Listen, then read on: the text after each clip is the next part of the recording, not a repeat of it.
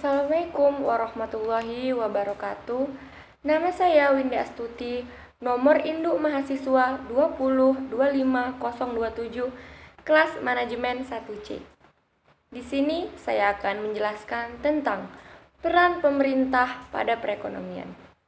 Pemerintah sebagai salah satu pelaku ekonomi, yaitu rumah tangga pemerintah, memiliki fungsi perekonomian, yaitu stabilisasi, akolokasi, dan distribusi. Stabilisasi yaitu fungsi pemerintah dalam menciptakan kestabilan ekonomi, sosial politik, hukum, pertahanan, dan keamanan.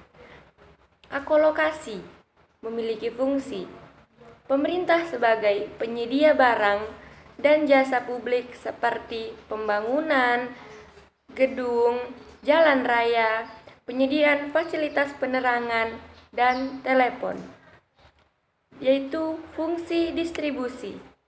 Distribusi memiliki fungsi pemerintah dalam pemerataan pendapatan masyarakat. Perlunya peran dan fungsi pemerintah dalam perekonomian, yaitu pembangunan ekonomi di banyak negara terjadi akibat intervensi langsung dan tidak langsung.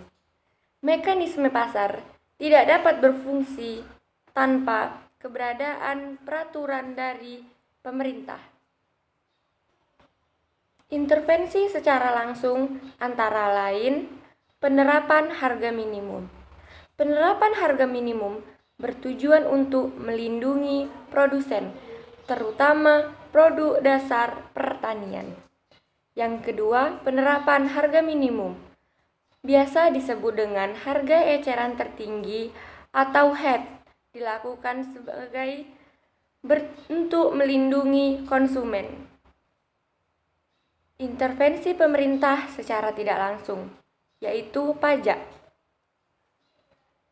Masalah yang dihadapi pemerintah dalam bidang perekonomian, yaitu kemiskinan, keterbelakangan, pengangguran, dan keterbatasan kesempatan kerja, masalah modal, dan ketimpangan sosial.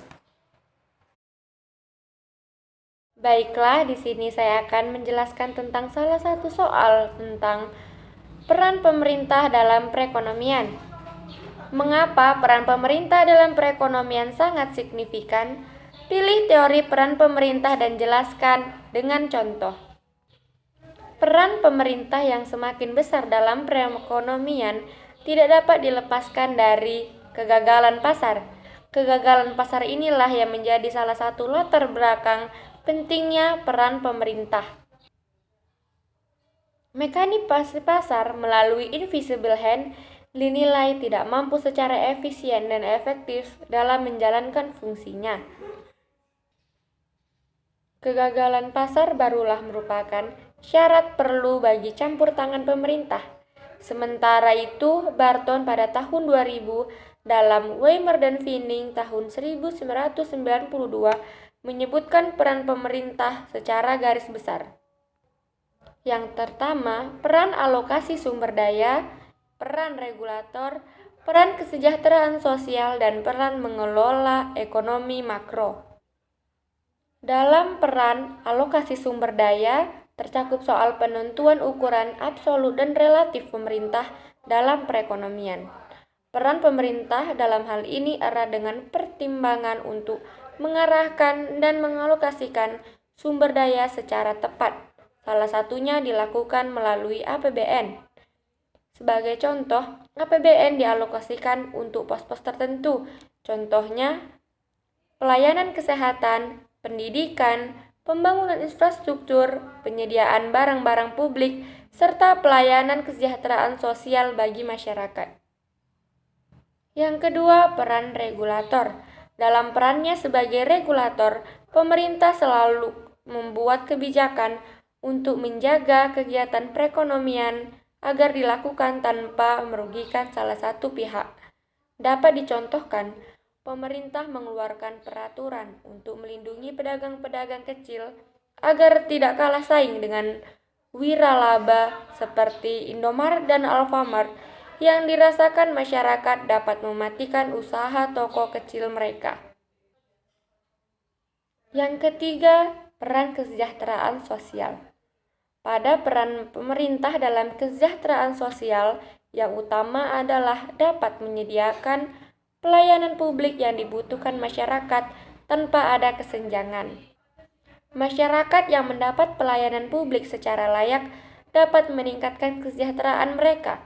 Peran ini dapat dicontohkan seorang kepala keluarga yang memiliki 4 anggota keluarganya harus bekerja dan membutuhkan lapangan pekerjaan.